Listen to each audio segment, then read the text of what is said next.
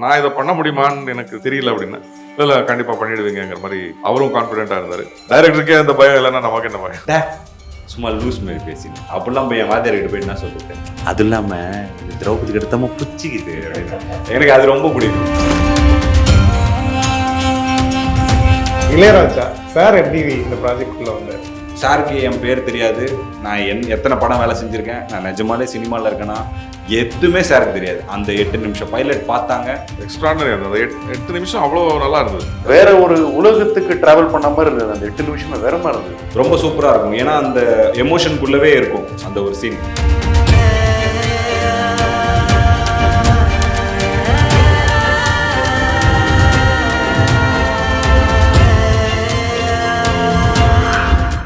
சென்னை சில்க்ஸின் பெருமை மிகு ஆடி சேல். தரமான ஆடி, பெருமை மிகு ஆடி. எவரெஸ்ட் ஷாஹி பிரியாணி மசாலா, டேஸ்ட்ல best Everest. Meenakshi Ammal dental college and hospital, Maduravoyal, Chennai. ranked number 2 in Tamil Nadu by IIRF. வணக்கம் நேயர்களே. தமிழ் சினிமால தெருக்கூத்து கலையை முக்கியமா வச்சு வந்த படங்கள் ரொம்ப சொற்பம் தான் அப்படின்னு சொல்லலாம். அதுல சமீபத்துல ஜமான்னு ஒரு திரைப்படம் நம்ம எல்லாருமே பிரமிக்க வச்ச ஒரு அனுபவத்தை கொடுத்தது. ஸோ அந்த டீமை தான் இப்போ நம்ம சந்திக்க போறோம். இந்த தெருக்கூத்தை மையமா வச்சு ஒரு படம் பண்ணணும் அப்படின்ற ஒரு ஐடியா உங்களுக்கு முதல்ல எங்கன்னு சார் வந்தது? நான் பேசிக்காகவே திருவண்ணாமலை மாவட்டத்தை சார்ந்தவன். ஸோ திருவண்ணாமலை மாவட்டத்தில் வந்து தெருக்கூத்து வந்து ரொம்ப பிரதானமான, ரொம்ப முக்கியமான கலைகளில் ஒன்று. எங்களோட வாழ்வியலோட ரொம்ப ஒன்றி போய் கலந்த ஒரு விஷயம்தான். ஏன்னா இந்த படத்தில் காமிச்சிருக்க மாதிரி ஒரு வாட்டியும் அந்த திருவிழா, கூழ் ஊத்துற திருவிழான்னு சொல்லுவாங்க ஆடி மாதத்தில். அப்போ வந்து தெருக்கூத்து எல்லா வருஷங்களும் வழக்கமாக நடக்கிற ஒன்று.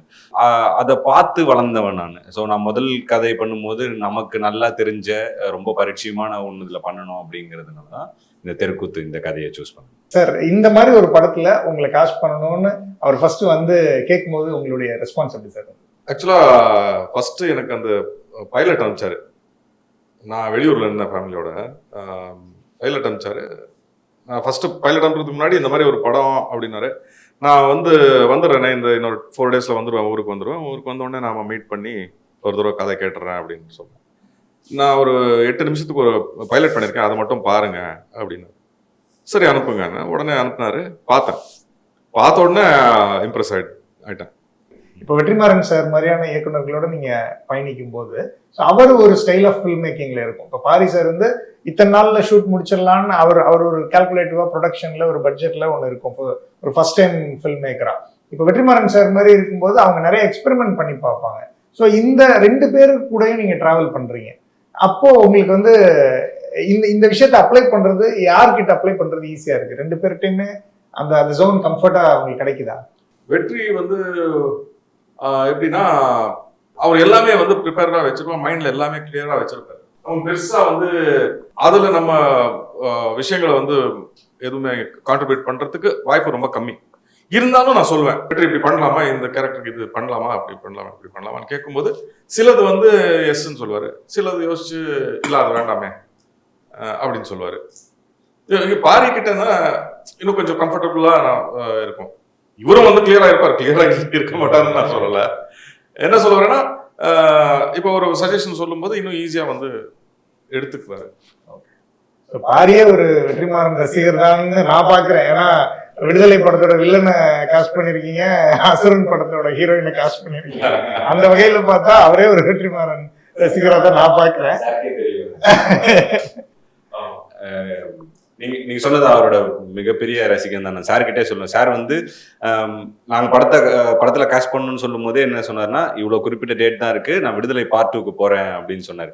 அவர் நாங்க முடிச்சுட்டு பரபரப்பா ஷூட் பண்ணி அந்த இதுல கூட நான் சொல்லி அனுப்பிச்சேன், சார் இந்த மாதிரி உங்களோட ஃபேன் ஒருத்தன் டைரக்ட் பண்ணிருக்கான்னு சொல்லுங்க சார், அவர்கிட்ட பேசுங்க சார் அப்படின்லாம் நான் சொல்லி அனுப்பிச்சேன். ரைட்டிங்ல அவர் ரைட்டிங்லயும் ஃபிலிம் மேக்கிங்லயும் இதுல ஒரு கண்டினியூஸ் ஷாட்லாம் இருக்கு. ஒரு 8 minutesக்கு ஒரு கண்டினியூஸ் ஷாட் வந்து நாங்க பண்ணியிருந்தோம். ரொம்ப ரொம்ப பிசிக்கலாவும் மென்டலாவும் ட்ரெயின் ஆகக்கூடிய ரொம்ப கஷ்டமான ஒரு சிங்கிள் ஷாட். அதெல்லாம் வெற்றி சார் கிட்ட இருந்து தான் நாங்க இன்ஸ்பயர் ஆயிருந்தேன். அவரோட லாங் ஷாட், அவரோட சிங்கிள் ஷாட்லாம் பார்க்கும்போது ரொம்ப சூப்பரா இருக்கும். ஏன்னா அந்த அந்த அந்த எமோஷனுக்குள்ளவே இருக்கும் அந்த ஒரு சீன். அது இல்லாமல் இதுல ரொம்ப டிஃபிகல்ட்டா என்ன ட்ரை பண்ணி, என்னோட சாருக்கு ரொம்ப ரொம்ப டிஃபிகல்ட் சீன் என்னன்னா, ஒரு 2-3 பக்க டைலாக். அது எப்பயுமே சிங்கிள் ஷாட்ல மோஸ்டா ஆக்ஷன்ஸா இருக்கும், டைலாக் வந்து ரொம்ப மினிமலா இருக்கும், ரொம்ப ஜாஸ்தியா இருக்கு. பட் நாங்க வந்து ஒரு மிகப்பெரிய கான்வர்சேஷனை வந்து நாங்க சிங்கிள் ஷாட்டா பிளான் பண்ணியிருக்கோம். அதுலயுமே வந்து சேத்தன் சாருக்கு வந்து ஒரு 3 எமோஷன் வந்து ஷிஃப்ட் இருக்கும் அவருக்கு. அதை எவ்வளோக்கு எவ்வளோ பியூட்டிஃபுல்லா பண்ண முடியுமோ அவ்வளோக்கு அவ்வளோ அழகா பண்ணியிருந்தாரு. கண்டிப்பா வந்து அந்த சீன் பார்க்கும்போது அந்த அந்த ஒரு சீன் பார்த்தா தாண்டவம் யாருன்றதை வந்து நம்ம சொல்லிடலாம். அந்த அளவுக்கு ரொம்ப ரொம்ப பிரில்லியண்டா பண்ணியிருந்தாரு. சாருக்கு தான் தேங்க்ஸ் சொல்லணும். இந்த படத்துல எனக்கு ரொம்ப பிடிச்ச ஒரு செக்மெண்ட் அப்படின்னு சொல்லணும்னா அந்த பிளாஷ்பேக் செக்மெண்ட் தான். ஸோ அதுல நீங்க தான் ஹீரோ. ஸோ படம் ஃபுல்லுமே ஒரு விஷயத்த அவர் வந்து சுமந்துட்டு வந்து அதை மொத்தமா உங்ககிட்ட ஒப்படைச்ச மாதிரியான ஒரு ஃபீல் தான் வந்து எனக்கு இருந்தது அந்த இடத்துல. அது ரொம்ப பியூட்டிஃபுல்லா நீங்க வந்து ப்ரெசென்ட் பண்ணியிருந்தீங்க. உங்களை பத்தி ஒரு அறிமுகத்தோட இந்த கதாபாத்திரம் உங்களுக்கு எப்படி உள்ள வந்தீங்கிறத சொன்னீங்கன்னா. சேத்தன் அவர் சொன்ன மாதிரியே தான் அந்த 8 நிமிஷத்தோடைய பைலட் ஃபிலிம் காட்டினாரு. அது பார்த்த உடனே சைட் அதுல என்னுடைய ரோலே இல்லை. அந்த 8 நிமிஷத்துல வந்து என்னுடைய கதையை பத்தி எதுவும் இல்லை. But making and the story அவ்வளோ இம்பாக்ட்ஃபுல்லா இருந்தது. இது ஒரு வேற ஒரு உலகத்துக்கு டிராவல் பண்ண மாதிரி இருந்தது. அந்த 8 நிமிஷமே வேற மாதிரி இருந்தது. ஸோ ஐ சைட் கண்டிப்பா பண்ணுவோன்னு. எக்ஸ்ட்ராடனரி இருந்தது. 8 நிமிஷம் அவ்வளோ நல்லா இருந்தது, இம்பாக்ட்ஃபுல்லாக இருந்தது. சரி, எத்தனை நாள் எடுத்தீங்க இதுன்னு கேட்டேன். உடனே நான் கால் பண்ணி எத்தனை நாள் எடுத்தீங்க இது? 2 நாள் அப்படின்னாரு. ரொம்ப ஆச்சரியமா இருந்தது. 2 நாளில் இம்ப்ரெசிவான ஒரு கண்டென்ட் எடுக்கிறதுங்கிறது சாதாரண விஷயம் கிடையாது. ஸோ சூப்பராக பண்ணியிருந்தாங்க. ஸோ அதுலேயே நான் வந்து இம்ப்ரெஸ் ஆகிட்டேன். நான் 4 டேஸில் வந்துடுவேன், வந்தோடனே நம்ம மீட் பண்ணிவிடுவோம் அப்படிங்கிறது சொல்லிட்டேன். அண்ட் மனசளவில் நான் வந்து ஐ வாஸ் ப்ரிப்பேர்ட். நான் இந்த படம் பண்ணுறோம் அப்படிங்கிற மாதிரி ப்ரிப்பேர் ஆகிட்டேன். ஸோ அதை பார்த்து தான் இவங்கெல்லாம் சொன்ன அந்த பைலட்டோட ப்ரொடியூசர் அவர் தான். ஓகே. ஸோ அவர் தான் என்னை நம்பி இவ்வளோ விஷயங்கள் பண்ணாரு. எந்த நம்பிக்கையில அவருக்கு அந்த பைலட் ஃபிலிமை நீங்க ப்ரொடியூஸ் பண்ணீங்க? ஆக்சுவலாக பாரி ஏற்கனவே சொன்ன மாதிரி நாங்கள் சென்னை பழனி மார்ச்சில் ஆடிஷன் டைமில் இருந்து பழக்கம். அப்போவே ஐ வாஸ் ரியலி இம்ப்ரெஸ்ட். அந்த ஒரு எனர்ஜி லெவல்ஸ் எல்லாம் வந்து வேறு லெவலில் இருந்தது பாரிக்கு. அது ஆக்சுவலாக ஒரு எக்ஸென்ட்ரிக் கேரக்டர், பட் ரொம்ப நல்லா இருந்தது. அப்போலேருந்தே வந்து I was like the fan of his work. செம்மையாக இருக்கும். என்ன பண்ணாலுமே வந்து 100% இன்வால்மெண்ட்டோடு பண்ணக்கூடிய ஒரு ஆர்டிஸ்ட். அப்போ அந்த டைமில் I did know he was into direction. அந்த ஆம்பிஷன் இருக்குது என்னங்கிறது தெரியல. இன்னும் இந்த பாட்டில் ராதா ஷூட் நடக்கும்போது நடுவில் ஒரு நாள் பிரேக்கு. அன்றைக்கி வந்து ஒரு ஸ்கிரிப்ட் இருக்குது, நான் உங்கள்கிட்ட சொல்லலாமா பேசலாமா அப்படின்னு. ஓகே பேசுவோம், ஜென்ரலாக தான், வித்தவுட் எனி இது. அந்த ஹோட்டலில் வந்துட்டு பேசும்போது ரொம்ப நல்லா இருந்தது. எனக்கு ரொம்ப பிடிச்சிருந்தது. அப்புறம் இது எப்படி சார் இதை கொண்டு போகலாம், யார்கிட்டையாவது வந்து நம்ம பிச் பண்ணலான்னா என்ன பண்ணலாம் அப்படிங்கிற மாதிரி வந்தது. நான் சொன்னேன் பாரி இது பெஸ்ட்டு ஒரு பைலட்டாக பண்ணி காமிச்சிட்டோன்னா பெட்டராக இருக்கும். ஏன்னா சொல்லி அதை எப்படி எந்த அளவுக்கு புரிய வைக்க முடியும்னு தெரியாது. And plus any production company யாருக்காக இருந்தாலும் சரி, அவங்க அந்த லுக் அண்ட் ஃபீல் பார்த்துட்டாங்கன்னா, மேக்கிங்கை பார்த்துட்டாங்கன்னா கொஞ்சம் கன்வின்சிங்காக இருக்கும், பெட்டராக இருக்கும், பண்ணலாம். அந்த மேக்கிங் பார்த்து பிடிச்சதுன்ற ஒரு விஷயம். இன்னொன்று அந்த இந்த கேரக்டர் தான் உங்களுக்குங்கிறத அவர் எப்படி உங்கள்கிட்ட சொன்னார் சார்? வந்து அப்புறம் மீட் பண்ணோம். ஊருக்கு வந்தோடனே மீட் பண்ணதில் கதை ஃபுல்லாக நரேட் பண்ணார். நரேட் பண்ணும்போது எனக்கு ரொம்ப இம்ப்ரெசிவ் ஆனது. இந்த கேரக்டர் எனக்கு சொன்னார். நான் இதை பண்ண முடியுமான்னு எனக்கு தெரியல அப்படின்னா, இல்லை கண்டிப்பாக பண்ணிடுவீங்கிற மாதிரி அவரும் கான்ஃபிடென்ட்டாக இருந்தார். டைரக்டருக்கே அந்த பயம் இல்லைன்னா நமக்கு என்ன பயம்? இல்லை சார், நான் ஏன் அந்த கேள்வி கேட்குறேன்னா, இப்போ விடுதலையில் ரொம்ப நாள் கழிச்சு ஒரு நெகட்டிவ் கேரக்டர்ல த்ரூ அவுட்டாக நீங்கள் ஒரு விஷயம் பண்ணி பெரும் வரவேற்பட்டிருக்கு. மறுபடியும் இதுல ஒரு நெகட்டிவ் ஒரு விஷயம் அப்படிங்கிறதுக்கு நீங்க யோசிச்சீங்களா? இல்ல அந்த மாதிரி இல்ல ஏன்னா இத்தனை வருஷம் நெகட்டிவ் கேரக்டர் கிடைக்காதான்னு என்கிட்ட இருந்த காலம் இருந்தது. ஸோ இப்போ வரும்போது நம்ம I am embracing it with both the hands. Sir, சமீபத்தில் நான் வந்து இயக்குனர் பிரேம்குமார் சார் பார்த்தேன், 96 டைரக்டர் பிரேம்குமார் சார். அப்போ அவர் ஒரு விஷயம் சொன்னார், உங்க பெர்ஃபார்மன்ஸ்லேயே உங்க படங்கள்ல யார் ரொம்ப நல்லா பெர்ஃபார்ம் பண்ணியிருக்காங்கன்னு ஒரு கேள்வி கேட்கும்போது உங்க பொண்ணு நியதி பத்தி. ஸோ அந்த விஷயம் வந்து ஒரு தந்தையா உங்களுக்கு எவ்வளோ பெருமையா இருக்கு சார்? ரொம்ப பெருமையா இருக்கு. ஏன்னா எப்பவுமே நாம ஸ்கிரீன்ல பார்த்துக்கிறதும் சரி, நம்ம ஃபேமிலியில ஒருத்தரை பார்க்கும்போது நமக்கு அந்த குறைகள் மட்டும்தான் தெரியும். ஐயோ இப்படி பண்ணிருக்கலாமே. அதுவும் பொண்ணெல்லாம் பண்ணும்போது ரொம்ப கிரிட்டிக்கலா பார்ப்பேன். அது நேச்சுரல். நான் வந்து அந்த மாதிரி பார்க்கணும்னு பார்க்கறது இல்லை. எனக்கு என்னமோ அது குறைகள் மட்டும்தான் தெரியும். அண்ட் பிரேம் மாதிரி ஒரு நல்ல டைரக்டர், ரொம்ப ரெஸ்பெக்ட் உண்டு அவர் மேல. Very good director. ரொம்ப ரொம்ப சென்சிட்டிவான ஒரு மனுஷன். அவரு அப்படி சொல்லும்போது எனக்கு ரொம்ப வெரி வெரி ஹாப்பி. ஸோ நீங்களும் சரி, நாமும் சரி, நியத்தி சரி, இப்படி ஃபேமிலி ஃபுல்லுமே இப்போ வந்து நடிப்புல இருக்கீங்க. ஸோ டிஸ்கஷன்ஸ் உங்களுக்குள்ள வந்து நடிப்பு சார்ந்த விஷயங்கள் நிறைய டிஸ்கஸ் நிச்சயமா பண்ணிச்சீங்களா? நிச்சயமா. இப்போ அவளுக்கு ஒரு ஆஃபர் வரும்போது எங்ககிட்ட அது சொல்லுவா. நாங்க எதுவும் இன்ஃப்ளூயன்ஸ் பண்றது இல்ல, ஆனா எங்களுக்கு தோணுனது நாங்க சொல்லுவோம். அதே மாதிரி இந்த கேரக்டருக்கு இப்படி பண்ணலாம் யோசிச்சுக்கோ அப்படின்னு சொல்றதை விட சரி நிறைய டிஸ்கஸ் பண்ணுவோம். 3 பேரும் சேர்ந்து நிறைய படங்கள் பார்ப்போம். அதுவும் அவங்க 2 பேரும் ரொம்ப ரொம்ப நிறைய பார்ப்பாங்க. எல்லா ரிலீஸ்க்கும் தியேட்டர்ஸுக்கு போயிடுவாங்க. நான் வந்து சிலதுக்கு போவேன். நான் நிறைய வீட்டில் பார்ப்போம். அண்ட் எல்லாத்தையுமே அனலைஸ் பண்ணி பேசுவோம். ஸோ பயிற்சின்னு நீங்க ஏதாவது கொடுப்பீங்களா நியதிக்கு? வந்து இப்படியான ஒரு பயிற்சி நடிப்பு சார்ந்து அந்த மாதிரி ஏதாவது? பயிற்சின்னு இல்லை, எனக்கு தெரிஞ்சது நான் அவளுக்கு ஷேர் பண்ணிப்பேன். ஒரு ரோல்னா என்ன மாதிரி ப்ரிப்பேர் பண்ணணும், சின்ன சின்ன டிப்ஸ் தான். பெரிய பயிற்சி நானே பயிற்சி பெற்றவங்க கிடையாது. இல்ல அதுக்கான வே நீங்க என்ன ஃபாலோ பண்ணா? ஒவ்வொருத்தவங்க ஒரு ரூட் ஃபாலோ பண்ணுவாங்க. இப்போ சாரே சொல்லியிருந்தாரு ஒரு ஒர்க் ஷாப் மாதிரி ஒரு கண்டக்ட் பண்ணோம் அந்த படத்துக்கு. 96க்கு வந்து ஆக்டர்ஸ் எல்லாருக்கும் ஒரு ஒர்க் ஷாப் மாதிரி கண்டக்ட் பண்ணுவோன்ட்டு. இப்போ பாரியெல்லாம் எனக்கு தெரியும் இஸ் வெல் ட்ரைன்டு. ஸோ ஒரு தியேட்ரிக்கல் பெர்ஃபார்மர் அந்த மாதிரியா அந்த பேக்ரவுண்ட்ல இருந்து வராங்க. இப்போ கிருஷ்ணா சார் எடுத்துக்கிட்டா is completely into theatres. So ஒவ்வொருத்தருக்கும் ஒரு ஸ்டைல் இருக்கும் இல்லையா? ஸோ நீங்க ஆஸ் அ ஃபேமிலியா என்ன விஷயங்கள் வந்து ஃபாலோ பண்றீங்க? இல்லை, நாங்கள் இப்போ வந்து நாங்கள் யாருமே தியேட்டர் பேக்ரவுண்ட்லேருந்து வந்தது கிடையாது. ஒய்ஃப் ஆகட்டும், நான் ஆகட்டும், பொண்ணு அட்லீஸ்ட் இந்த ஆதிசக்திக்கெல்லாம் போனால் கொஞ்சம் ட்ரெயின் ஆனா. பட் நாங்கள் 2 பேரும் ட்ரெயின் ஆக்டர்ஸ் கிடையாது. என்னோட பெஸ்ட் இது என்னன்னா மெத்தட்னு நான் ஃபாலோ பண்ணுற மெத்தட் என்னன்னா I keep my years open, ice open. எல்லாத்தையும் அப்சர்வ் பண்ணணும். அப்சர்வ் பண்ணி எது நல்லதோ எது உங்களுக்கு ஒர்க் ஆகுதோ அதை நீங்கள் எடுத்துக்கணும் அப்படிங்கிறது தான். அண்ட் இன்னொரு மெத்தட் இருக்கு. நான் ரொம்ப வருஷமா நான் ஃபாலோ பண்றது என்னன்னா, நல்ல நடிகர் இருக்காங்களே. இப்போ வந்து நான் சொல்றது சக்சஸ்ஃபுல் நடிகர்கள் கிடையாது, நான் சொல்றது நல்ல நடிகர். அவங்களோட இன்டர்வியூ பார்ப்பேன், இன்டர்வியூ படிப்பேன். ஏதோ ஒரு நல்ல டிப் அதில் கிடைக்கும். இந்த மாதிரி எல்லாம் அதை வந்து நான் யூஸ் பண்ணிப்பேன். ஸோ இந்த இன்டர்வியூ பார்த்து நிறைய பேர் அந்த நல்ல டிப்ஸ் நிறைய பேர் கிடைக்கும். ஃபார் எக்ஸாம்பிள், ரொம்ப வருஷத்துக்கு முன்னாடி, நான் சொல்றது ஒரு 30 வருஷத்துக்கும் மேல, நான் இன்னும் நடிக்கவே வரல.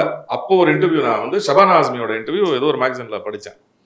அவங்க சொல்லியிருந்தாங்க, நீங்க எப்படி ஒரு கேரக்டர் வந்து எப்படி மனசுல ஏத்துறீங்க. ஏன்னா அந்த கேரக்டரோட பாடி லாங்குவேஜ் மட்டும் நம்ம காப்பி பண்ணா அது வந்து கேரிகேச்சர் மிமிக்ரி பண்ற மாதிரி ஆயிடும், இமிட்டேட் பண்ற மாதிரி ஆயிடும். அப்படி பண்ணாம இப்போ நான் வந்து நீங்களா நடிக்கிறேன்னு வச்சுங்களேன், உங்க மனசுக்குள்ள நான் போறணும் இல்லையா? உங்க சைக்காலஜி என்னங்கிறது நான் வந்து ஃபர்ஸ்ட் புரிஞ்சுக்கணும். உங்களை மாதிரியே நிக்கிறது, உங்களை மாதிரியே உட்கார்றது, அதெல்லாம் வந்து அது வந்து imitation. That is not acting according to me. எனக்கு தெரிஞ்சதை நான் சொல்றேன். ஸோ அவங்க சொல்லியிருந்தாங்க, ஒரு ஸ்கிரிப்ட் நான் படிக்கும்போது நான் இல்லாத சீன்ஸ்ல என்னை பத்தி மற்ற கேரக்டர்ஸ் என்ன பேசுறாங்கிறத நான் ஃபர்ஸ்ட் பார்ப்பேன் அப்படிங்கிறது சொல்லியிருந்தாங்க. இது வந்து ரொம்ப பியூட்டிஃபுல்லான ஒரு டிப்பா இருந்தது எனக்கு. அதை நான் வந்து கேட்பேன், டைரக்டர் கிட்ட கேட்பேன், அவர் பிஸியா இருந்தா அசிஸ்டன்ட்ஸ் கிட்ட கேட்பேன். அந்த மாதிரி இது ஒன் ஆஃப் தி திங்ஸ். இந்த மாதிரி அந்த மாதிரியான விஷயங்கள் தான். நீங்க ஒரு விஷயம் சொல்லும் போதே எனக்கு அதோட சாராம்சம் புரியுது.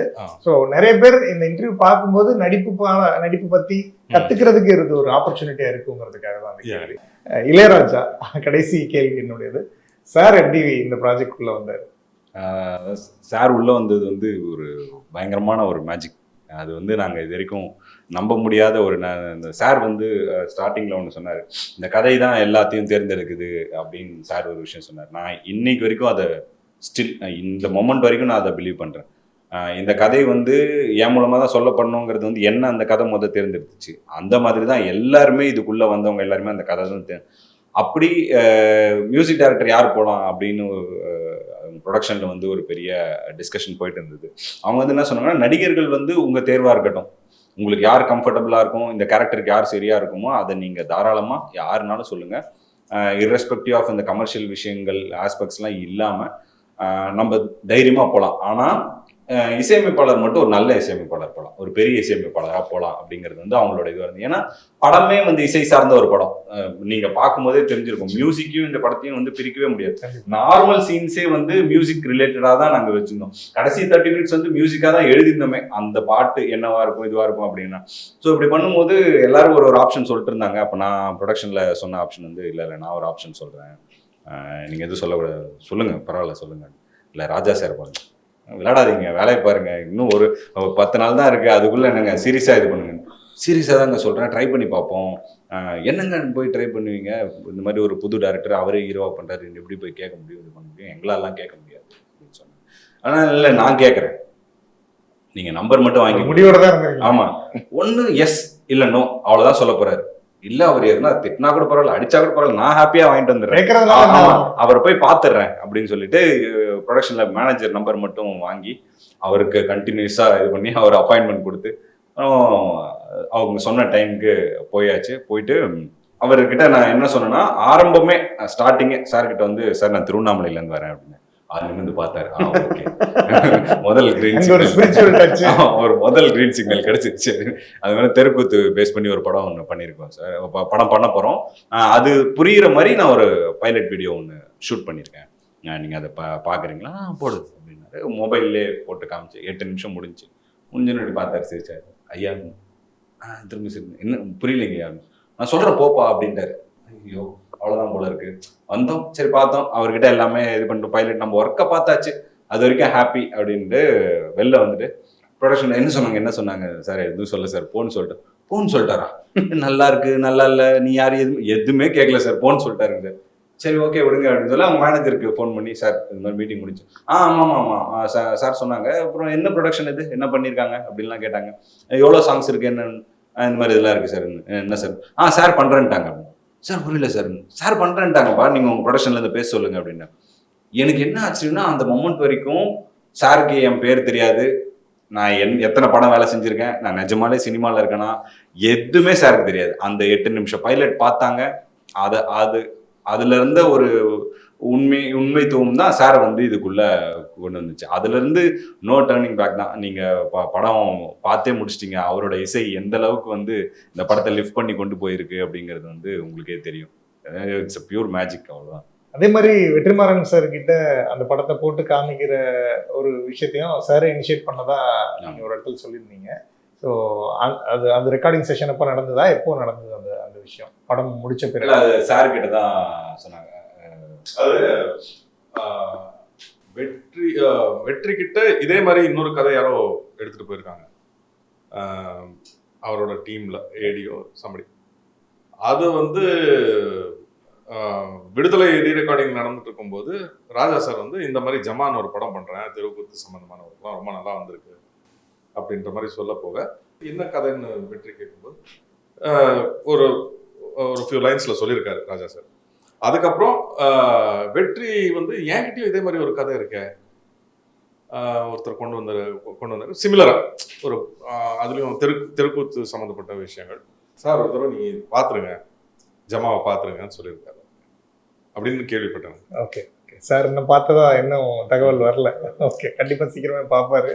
உங்களுக்கு அந்த வாழ்த்துக்களும் சீக்கிரமே வந்து சேரும்ன்ற நம்பிக்கை எனக்கு இருக்கு. உங்களோட ஃபேவரட் பெர்ஃபார்மன்ஸ் இந்த படத்துல? என்னோட ஃபேவரட் பெர்ஃபார்மன்ஸ் நிறைய விஷயம் இருக்கும். எனக்கு அம்மா கிட்ட சொல்ற ஒரு சின்ன இடம் வந்து எனக்கு ரொம்ப பிடிக்கும். அம்மா வந்து சொல்லுவாங்க, இவர்கிட்ட போயிட்டு நீ போய் முதல்ல உங்க வாத்தியார்கிட்ட போய் நான் இனிமேல் இது திரௌபதி வேஷம் போட மாட்டேன், அர்ஜுன வேஷம் தான் போடுவேன் அப்படின்னு சொல்லிடுவேன். அப்போ வந்து அம்மா நான் திட்டுவேன், எனக்கு அது ரொம்ப பிடிக்கும், சும்மா லூஸ் மாதிரி பேசினேன் அப்படிலாம் போய் என் வாத்தியார்கிட்ட போய் என்ன சொல்றது, அது இல்லாம இது திரௌபதி கிட்ட புச்சிக்குது அப்படின்னு. எனக்கு அது ரொம்ப பிடிக்கும். ஸோ அது ரொம்ப ரசிச்சு பண்ணது வந்து அதுக்கு தியேட்டரே கிளாப்ஸ் இருந்துச்சு. நான் பார்த்தேன் அந்த மொமெண்ட். அந்த அம்மா கெமிஸ்ட்ரி நல்லா ஒர்க் அவுட் ஆயிடுச்சு. ஆமா, ஏன்னா ஊர்ல இருக்க அம்மாக்கள்லாம் வந்து ரொம்ப பயங்கரமா பாசமா எப்ப பாரு வா ராஜா சாப்பிடு அப்படிலாம் இருக்கவே இருக்காது. அவங்க ஒரு மிகப்பெரிய ஒரு டாம் அண்ட் ஜெர்ரி மாதிரி தான் இருப்பாங்க, திட்டிப்பாங்க, இது பண்ணிப்பாங்க. அதுதான் அவங்களோட அன்பின் வெளிப்பாடு. ஒரு சில பேர் முன்னாடி பார்த்தவங்களாம் கேட்டாங்க, அம்மாவுக்கு உங்களுக்கு ஒரு பாசமான ஒரு சீனே இல்லையே, இதுதான் பாசம், இப்படிதான் இருப்பாங்க. அதை தான் அதுல கொண்டு வரணும். ரொம்ப பியூட்டிஃபுல்லா இருக்கும். தேங்க்யூ. நம்ம சென்னை சில்க்ஸின் பெருமை மிகு ஆடி சேல், தரமான ஆடி, பெருமை மிகு ஆடி. எவரெஸ்ட் ஷாஹி பிரியாணி மசாலா, டேஸ்ட்ல best Everest. Meenakshi Ammal dental college and hospital Maduravoyal Chennai, ranked number 2 in Tamil Nadu by IIRF.